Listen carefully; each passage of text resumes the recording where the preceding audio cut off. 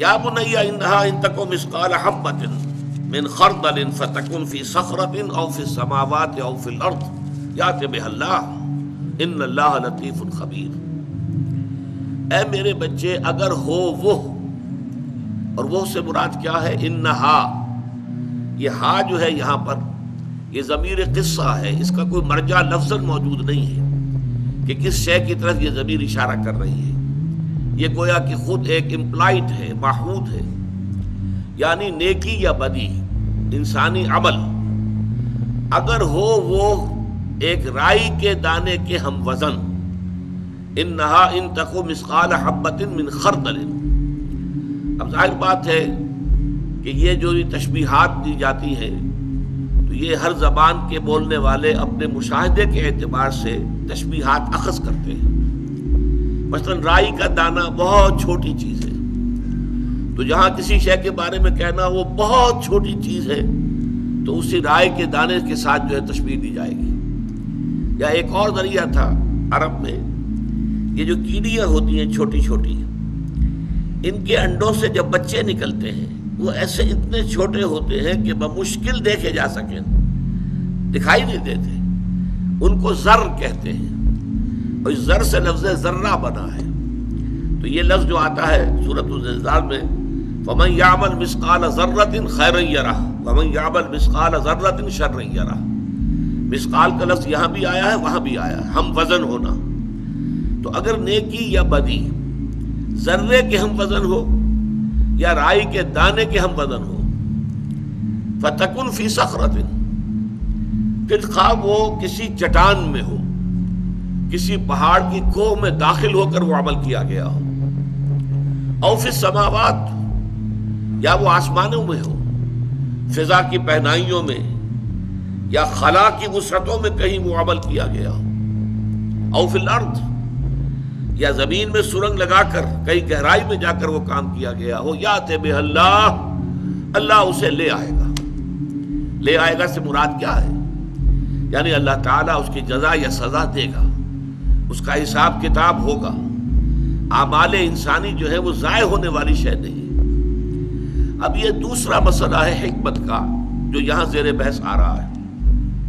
حکمت کے بارے میں جو پہلی نشست تھی اس رکوع کے بارے میں نے عرض کیا تھا، حکمت فطرت سلیمہ اور عقل سلیم کے امتزاج سے وجود میں آتی ہے۔ فطرت اپنی سلامتی پر برقرار ہو، کج نہ ہو گئی ہو، ٹیڑھی نہ ہو گئی ہو، پرورٹڈ نہ ہو گئی ہو، مسخ نہ ہو گئی ہو، اور عقل وہ بھی صحیح سمت میں سفر کر رہی ہو، عقل سلیم ہو، اس پر خواہشات کے پردے نہ پڑ گئے ہوں، شہوات نے کوئی پٹی نہ باندھ دی ہو، تعصب کی پٹی نہ بند گئی ہو، تو اب یہ فطرت سلیمہ اور عقل سلیم مل کر حکمت تک رسائی حاصل کرے گی۔ اب میں نے عرض کیا تھا کہ فطرت کا تقاضا کیا ہے؟ جذبہ شکر، تشکر، کہ اگر آپ کے ساتھ کوئی بھلائی کرے تو آپ کے دل میں اس کے لیے خاص قسم کا تشکر و امتنان کا جذبہ پیدا ہونا چاہیے۔ یہ فطرت ہے۔ نہیں ہوتا ہے تو اس کا مطلب ہے فطرت مسخ ہو گئی، فطرت کے سوتے خشک ہو گئے۔ آپ کو معلوم ہے کہ کنویں کے اندر پانی کے سوتے آتے ہیں، ادھر ادھر سے پانی آتا ہے، لیکن یہ کہ اگر سوتے ہی خشک ہو گئے ہو تو پانی کہاں سے نکالیں گے آپ؟ تو فطرت کے سوتے خشک ہو گئے ہو تو آدمی بے حس ہو جائے گا، ناشکرا ہوگا، اسے احساس ہی نہیں ہوگا کہ کسی نے اس کے ساتھ کوئی بھلائی کی ہے۔ فطرت اگر ہے تو شکر کا جذبہ لازماً پیدا ہوگا۔ اب عقل کا کام کیا ہے؟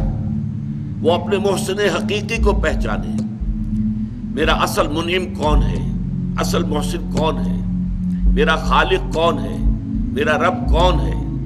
جیسے جیسے میں عرض کر چکا ہوں کہ انسان کے ذہن کا ارتقاء ہوتا ہے، اس کے شعور کا دائرہ وسیع ہوتا ہے، ابتدا میں وہ سمجھتا ہے میرے والدین ہی سب کچھ ہے، وہی پالتے پوستے ہیں، وہی میری تکلیف پر خود تڑپ اٹھتے ہیں، وہی میری ہر ضرورت پوری کرنے کے لیے ہر وقت تیار ہوتے ہیں، وہی مجھے ہر خطرے سے بچانے کے لیے ہر وقت جو ہے آمادہ ہوتے ہیں۔ لہذا وہ جذبہ تشکر صرف ان کی ذات تک جو ہے وہ مرکوز ہوتا ہے۔ پھر جیسے جیسے شعور کا دائرہ وسیع ہوتا ہے، کنبہ، قبیلہ، خاندان، ملک، قوم، پھر یہ پوری کائنات یہ ہوائیں جو چل رہی ہیں اور یہ سورج کی جو تمازت اور حرارت ہے، ان سب سے جو ہے ہماری فصلیں پکتی ہیں، بارشیں ہوتی ہیں۔ گویا کہ یہ ربوبیت کا ہمارا سب سے بڑا ذریعہ یہ ہے۔ یہی وجہ ہے کہ آپ کو معلوم ہے کہ پوری دنیا میں مشرکانہ نظام جہاں بھی رہے ہیں، سورج کو ایک بہت بڑے دیوتا کی صورت حاصل رہی ہے، اس کو حیثیت حاصل رہی ہے، سورج دیوتا۔ لیکن معلوم ہو گیا کہ ہماری تو ساری جو وجود ہے اس زمین میں بسنے والوں کا، اس کی ساری جو تقاضے ہیں وہ سورج کے ذریعے سے پورے ہوتے ہیں۔ اس کے بعد جیسا کہ میں نے عرض کیا تھا، ایک ابراہیمی چھلانگ اور ہے، وہ ابراہیمی چھلانگ جو سورہ انعام میں آئی ہے، انی وجہت وجہی للذی فطر السماوات والارض حنیفا وما انا من المشرکین۔ یہ ساری کائنات بھی جکڑی ہوئی ہے کسی ہستی کے قانون میں۔ وہ قانون کس نے بنایا ہے؟ وہ کوئی ایک ہستی ہے، بس میں نے اپنا رخ اس کی طرف کر لیا ہے۔ یہاں نتیجہ کیا نکلا؟ انشکر للہ، تمہارے شکر کا اب اصل مستحق کون ہے؟ اللہ ہے۔ اب آگے چلیے، ایک دوسری شے جو فطرت کے اندر مضمر ہے وہ یہ ہے کہ نیکی نیکی ہے، بدی بدی ہے۔ جیسا کہ میں نے اس وقت عرض کیا تھا، بدیہیات فطرت جنہیں ہم کہتے ہیں، جو چیزیں بالکل از خود روشن ہیں، از خود واضح ہیں۔ آفتاب آمد، دلیل آفتاب، سورج طلوع ہو گیا، اپنے وجود پر وہ خود دلیل ہے۔ اگر کوئی انکار کرے نہیں سورج نہیں، ثابت کرو کہ سورج ہے، وہ ثابت کرنے میں شکوک پیدا ہو جائیں گے، اس کے اندر یقین پیدا نہیں ہو سکتا، وہ تو خود بخود ظاہر ہے کہ سورج موجود ہے۔ اسی طریقے سے جو بدیہیات فطرت ہیں، کہ جو بالکل سیلف ایویڈنٹ چیزیں ہیں، ان کو ثبوت جو ہے درکار نہیں ہوتا۔ اس کی طرح کی ایک شے یہ ہے کہ فطرت انسانی کے اندر یہ مورل لا یہ موجود ہے۔ آپ کے علم میں ہوگا کہ ایک بہت بڑی کتاب لکھی گئی تھی، کانٹ نے لکھی تھی، کرٹیک آف پیور ریزن، اور اس نے ثابت کیا تھا کہ اللہ کے وجود کے لیے، خدا کے وجود کے لیے کوئی منطقی دلیل جو ہے وہ موجود نہیں ہے۔ جو دلیل بھی دی جاتی ہے اسے منطق ہی کاٹ دیتی ہے۔ ان الحدید بالحدید یفرح، لیکن اس نے پھر بعد میں ایک اور کتاب لکھی۔ اب یہ بھی ہو سکتا ہے کہ وہ ماحول کے دباؤ کے تحت لکھی ہو کہ اس کے خلاف بڑے جذبات جو ہیں وہ پیدا ہو گئے کہ خدا کا تو اس نے انکار کر دیا گویا کہ۔ پھر اس نے لکھا ہے کریٹیک آف پریکٹیکل ریزن، اور کہا کہ پریکٹیکل زندگی کا جو ہمارا حصہ ہے عملی، اس کے لیے خدا کا ماننا ناگزیر ہے، لازمن ہے۔ اس لیے کہ مورل لا ودن، ہمارے اندر جو ہے مورل لا وہ موجود ہے۔ The starry heavens above and the moral laws within, ہمارے سروں کے اوپر یہ جو ستاروں بھرا آسمان ہے یہ اللہ کے وجود پر شاہد ہے۔ منطق سے ثابت نہیں ہوتا اللہ، لیکن اللہ تعالیٰ ان آیات کے حوالے سے ثابت ہوتا ہے۔ اور مورل لا ودن، یہ مورل لا کہ خیر خیر ہے، شر شر ہے، نیکی نیکی ہے، بدی بدی ہے، اچھائی اچھائی ہے، بھلائی بھلائی ہے، برائی برائی ہے۔ اس میں بھی اگر کوئی شخص ثابت کرنا مطالبہ کرے، ثابت کرو، ثابت کرو کہ سچ بولنا اچھا ہے، ثابت کرو کہ جھوٹ بولنا برا ہے، تو اس بحث کے اندر تو الجھ تو جائیں گے، بات حل نہیں ہوگی۔ اس لیے کہ یہ چیزیں ہیں فطرت کی بدیہیات میں سے۔ اپنے سر ذرا جھکاؤ، اپنے دل کو ٹٹولو، اپنے باطن میں جھانکو، اپنے من میں ڈوب کر پا جا سراغ زندگی، اور اس کے بعد تمہیں اگر معلوم ہو کہ واقعی بات صحیح ہے، خیر خیر ہے، شر شر ہے، نیکی نیکی ہے، بدی بدی ہے۔ آج کل تو آپ کو معلوم ہے کہ ایک مقولہ عام بھی ہے، nothing is good or bad, only thinking makes it so۔ یہ بہت بڑا گویا کہ اخلاق کے تمام نظام کو تلپٹ کر دینے والا قول ہے۔ نہ کوئی خیر خیر ہے، نہ کوئی شر شر ہے، یہ تو ہمارے سوچنے سے ہم نے سوچ لیا کہ یہ خیر ہے اور ہم نے سوچ لیا کہ یہ شر ہے، گویا کہ یہ سب کچھ ہماری سوچ کا نتیجہ ہے۔ معاذ اللہ، معاذ اللہ، یہ پورے نظام کو تلپٹ کر دینے والا، اخلاقیات کی جو ہے جڑیں کھود دینے والی بات ہے۔ لیکن یہ اس وقت عام طور پر لوگوں کی زبان پر یہ جملہ ہوتا ہے، nothing is good or bad, only thinking makes it so۔ نہیں، گڈ اور ایول، اچھائی اور برائی، یہ در حقیقت مستقل اقدار ہیں اور نفس انسانی کے اندر ودیعت شدہ موجود ہے۔ نفس انسانی کے اندر، صرف روح میں نہیں، یہ نوٹ کر لیجئے۔ اس لیے کہ قرآن مجید کی ایک عظیم سورت جو ہے والشمس وضحاها، اس کا مرکزی مضمون یہ ہے وَنَفْسٍ وَمَا سَوَّاهَا فَأَلْهَمَهَا فُجُورَهَا وَتَقْوَاهَا افلح من زکاہا وقد خاب من دساہا، یہ مرکز ہے اس کا، یہ عمود ہے۔ شاہد ہے وہ نفس یا قسم ہے اس نفس کی، اور جو اللہ نے اس کو بنایا، سنوارا، تصفیہ کیا، اسے درست کیا، نک سکھ سے درست کیا، اور پھر اس میں الہامی طور پر فجور اور تقوی کا علم کہ یہ بات اچھی ہے، یہ بری ہے، یہ تقوی کی بات ہے اور یہ فجور اور فسوق کی بات ہے، یہ ہم نے الہامی طور پر ودیت کر دیا۔ اچھا، پہلی بات تو یہ ہو گئی، یہ تو ہے فطرت کی بات۔ اب عقل کی بات آتی ہے اس میں۔ عقل جو ہے وہ یہ دیکھتی ہے اس کائنات کے اندر اپنے مشاہدے کی بنیاد پر، اس پوری کائنات میں کوئی شے بیکار، بے مقصد، بے نتیجہ نہیں ہے۔ گھاس کے ایک تنکوں کے بھی آپ نہیں کہہ سکتے کہ یہ بیکار ہے، ہر شے کا اپنا ایک فنکشن ہے۔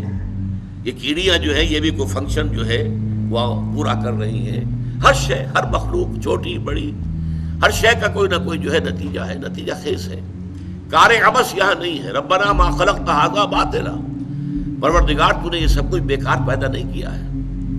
افحسبتم انما خلقناکم عبثا وانکم الینا لا ترجعون، کیا تم نے سمجھا کہ ہم نے تمہیں عبث پیدا کیا، بیکار پیدا کیا؟ نہیں۔ جب کائنات میں کوئی شے بیکار نہیں تو یہ نیکی اور بدی کا جو سلسلہ ہمارے اندر موجود ہے، اس کا نتیجہ ہمیں اس دنیا میں نکلتا نظر نہیں آتا۔ نیکوکاروں کے لیے بس اوقات تکالیف ہیں، مصائب ہیں، مشکلات ہیں۔ سچ بولیے، ہو سکتا ہے کہ آپ کو جیل جانا پڑے، اور جھوٹ بولے تو آپ اس جیل جانے سے بچ سکتے ہیں۔ آپ اگر کوئی کلمہ خیر کہتے ہیں، ہو سکتا ہے ریزنٹمنٹ ہو، شدید جو ہے آپ کے خلاف رد عمل آئے۔ اگر کسی کو کسی بات پر ٹوک دیتے ہیں، غلط بات پر، تو پھر تو یہ ہے کہ اپنی عزت بچا کر وہاں سے جانا شاید مشکل ہو جائے۔ اور دنیا کے اندر جن کے کوئی اسکروپلز نہیں ہے، کوئی اصول نہیں ہے، کوئی اسکروپلز نہیں ہے، کوئی اصول نہیں ہے، بلکہ یہ کہ داؤ جو لگ جائے، جس وقت لگ جائے، جس طور سے لگ جائے، داؤ لگاؤ۔ حلال حرام، غلط صحیح، جائز ناجائز، اس سے کوئی بحث نہیں۔ وہ عیش کر رہے، دندناتے پھر رہے ہیں، ان کی آج کل عزت بھی ہے، جانتے بھی ہیں کہ ان صاحب کے پاس جو رقم آئی ہے یہ سب کی سب سمگلنگ کی ہے، یا ان کے پاس جو دولت نظر آ رہی ہے یہ سب ہیروئن کی ٹریڈ کی ہے، لیکن پھر بھی عزت انہیں کی ہے، سلام انہیں کو کیا جاتا ہے۔ نیکوکاروں کے لیے یہاں پر 2 وقت کی سوکھی روٹی مشکل ہے۔ لہذا معلوم ہوا کہ اس اعتبار سے، مورل لا کے اعتبار سے، یہ دنیا نامکمل ہے۔ فزیکل لا کے اعتبار سے یہ مکمل ہے۔ آپ سنکھیا کھائیں گے مر جائیں گے، لیکن آپ کسی یتیم کا مال ہڑپ کر جائیں گے کچھ بھی نہیں ہوگا۔ معلوم ہوا مورل لا یہاں افیکٹو نہیں ہے، نتیجہ خیز نہیں ہے، اس کے نتائج نہیں نکل رہے۔ حالانکہ عقل کا تقاضا یہ ہے کہ گندم از گندم بے رویت، جو سے جو، گندم سے گندم پیدا ہونی چاہیے، جو سے جو پیدا ہونی چاہیے۔ یہ کیسے ہو گیا کہ بھلوں کے لیے تکالیف اور مصائب، مصیبتیں، اور جو کسی بھی اخلاقی اصول کے پابند نہیں، ان کے لیے عیش، آرام، ان کے لیے دنیا میں عزت، وقار، سربلندی، یہ کیوں ہے؟ یہ کیسے ہے ایسا؟ واقعہ یہی ہے۔ لہذا کوئی اور دنیا ہونی چاہیے جس میں اس مورل لا کے تقاضے پورے ہوں۔ یہ ہے وہ سارا فطرت اور منطق کا اور عقل کا ارتباط، جس سے معاد کا تصور ابھرتا ہے کہ یہ دنیا جو ہے فزیکل لاز کے اعتبار سے مکمل ہے، نتیجہ خیز ہے۔ فزیکل لاز، آپ انگارہ رکھیے اپنی زبان پر، زبان جل جائے گی۔ آپ نے جھوٹ بولا، جھوٹی قسم کھائی، زبان پہ چھالا تک نہیں نکلے گا۔ پھر وہی بات میں کہ دوہرا رہا ہوں، فزیکل لاز کے اعتبار سے دنیا مکمل، اس کے نتائج ظاہر ہو جاتے ہیں، لیکن مورل لاز کے اعتبار سے نامکمل۔ لہذا کوئی اور عالم ایسا ہونا چاہیے کہ وہ اللہ کہ جو عادل ہے، قائم بالقسط ہے، جو انصاف کرنے والا ہے، وہ در حقیقت کر ہر ایک کو جو اس کا حق ہے، حق بحقدار رسید والا معاملہ کرے، نیکوکاروں کو وہاں پر بدلہ ملے، ان کے لیے خلعتیں ہیں اور ان کو جنتوں کے اندر رکھا جائے۔ لیکن یہاں پر آپ دیکھیں گے، نوٹ کیجئے، چونکہ میں نے یہ بیان کیا تھا کہ حضرت لقمان نہ نبی تھے نہ نبی کے پیروکار تھے، لہذا یہاں پر معاد کا جو بنیادی فلسفہ ہے وہ تو آ گیا ہے، لیکن معاد کے ضمن میں بعث بعد الموت، حشر و نشر، حساب اعمال، پل صراط، جنت اور دوزخ، اس کا کوئی ذکر نہیں ہے، اس لیے کہ یہ چیزیں وہ ہیں جو نبوت کے ذریعے معلوم ہوتی ہیں، یہ صرف عقل سے معلوم نہیں ہو سکتی۔ فطرت اور عقل دونوں کے امتزاج سے جو حکمت وجود میں آتی ہے وہ ادھر تو اشارے کر دیتی ہے کہ نہیں، انسانی اعمال ضائع ہونے والی شے نہیں ہے، لازماً نتیجہ نکلنا چاہیے، لازماً نکلنا چاہیے، لازماً نکلنا چاہیے، اور کوئی عمل خواہ کتنا ہی چھوٹے سے چھوٹا ہو ضائع نہیں ہوگا۔ یا بنی انہا ان تک مثقال حبۃ من خردل، اے میرے بچے، خواہ نیکی اور بدی وہ ہو ایک رائی کے دانے کے ہم وزن، فتکن فی صخرۃ او فی السماوات او فی الارض، پھر وہ کسی چٹان کے اندر وہ عمل کیا گیا ہو، یا کہیں آسمانوں میں، کہیں فضاؤں میں، خلا کی پہنائیوں میں اور وسعتوں میں کیا گیا ہو، اور یا یہ کہ زمین کے پیٹ میں گھس کر کیا گیا ہو، اللہ اسے لے آئے گا۔ ان اللہ لطیف خبیر، یقیناً اللہ لطیف ہے، نہایت باریک بین ہے، اس کی نگاہ سے کوئی شے چھپی ہوئی نہیں ہے، وہ باخبر ہے، ہر شے کا جاننے والا ہے۔ تو یہ ہے حکمت لقمانی کا دوسرا اہم حصہ۔ پہلا انشکر للہ، اور اللہ تعالیٰ کی شکر کا تقاضا کیا ہے؟ لا تشرک باللہ، اللہ کے ساتھ شرک مت کرنا، ان الشرک لظلم عظیم۔ وہ بھی فطرت انسانی اور عقل سلیم، ان دو کے امتزاج سے وجود میں آنے والے نتائج تھے۔ اسی طرح اب یہ معاد کا اجمالی تصور، یہ تفصیلی نقشہ نہیں ہے، جیسا کہ میں نے بارہا آپ کو سنایا حضور کا ایک خطبہ، اب حضور ایک نبی کی حیثیت سے خطبہ دے رہے ہیں۔ واللہ لتموتن کما تنامون ثم لتبعثن کما تستيقظون ثم لتحسبن بما تعملون ثم لتجزون بالاحسان احسانا وبالسوء سوءا وانها لجنۃ ابدا او لنار ابدا۔ خدا کی قسم تم سب پر موت طاری ہو جائے گی جیسے کہ روزانہ رات کو سو جاتے ہو، اور پھر تم سب ایک روز اٹھا لیے جاؤ گے جیسے کہ روزانہ صبح کو بیدار ہو جاتے ہو، پھر تمہارا حساب کیا جائے گا، محاسبہ ہوگا تمہارے اعمال کا جو کچھ کہ تم کر رہے ہو، اور اس کے بعد تمہیں بدلہ ملے گا۔ تجزون بالاحسان احسانا، بھلائی کا بھلا بدلہ ملے گا، وبالسوء سوءا، اور برائی کا برا بدلہ ملے گا۔ اور وہ بھلا بدلہ کیا ہے؟ فإنها لجنۃ ابدا، وہ جنت ہے ہمیشہ ہمیشہ کے لیے، او لنار ابدا، یا پھر جہنم ہے ہمیشہ ہمیشہ کے لیے۔ یہ تفاصیل جو ہے یہ در حقیقت وحی کے ذریعے سے معلوم ہوتی ہے، یہ وحی کے ذریعے سے محمد الرسول اللہ صلی اللہ علیہ وسلم کے علم میں آئیں، اور محمد الرسول اللہ صلی اللہ علیہ وسلم نے لوگوں کو آگاہ کیا۔ محض حکمت کی بنیاد پر یہ تفاصیل علم میں نہیں آ سکتی، لیکن ایک بات موٹی جو اس کا اصل لب لباب ہے کہ انسانی اعمال ضائع ہونے والی شے نہیں ہے، ان کے نتائج نکل کر رہیں گے، اور چھوٹے سے چھوٹا عمل بھی ضائع نہیں ہوگا، خواہ وہ نیکی کا ہو خواہ بدی کا۔ وَمَن يَعْمَلْ مِثْقَالَ ذَرَّةٍ خَيْرًا يَرَهُ وَمَن يَعْمَلْ مِثْقَالَ ذَرَّةٍ شَرًّا يَرَهُ۔